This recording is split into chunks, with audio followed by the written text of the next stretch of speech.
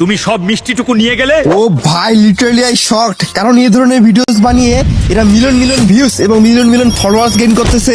কিন্তু ভাই তুমি এখনো কেন বসে? তুমিও কিন্তু এই ধরনের ভিডিওস বানাতে পারবে জাস্ট এক ক্লিকেই। এই জন্য আমাকে ফলো করে ভিডিও সেভ করে রাখো, কিভাবে বানাবে তা দেখাচ্ছি।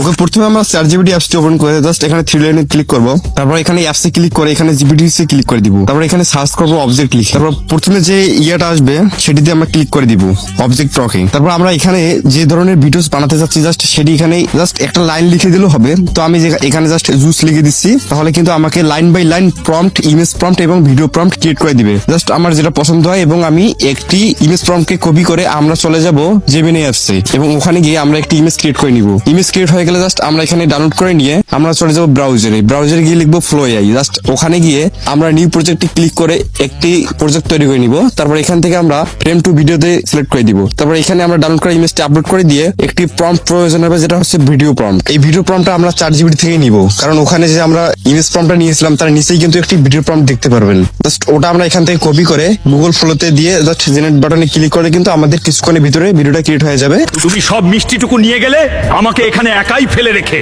আমি মনে আছে সেই রসটা কোথা থেকে এসেছিল। বর্জ্যেরও একটা স্বাদ আছে।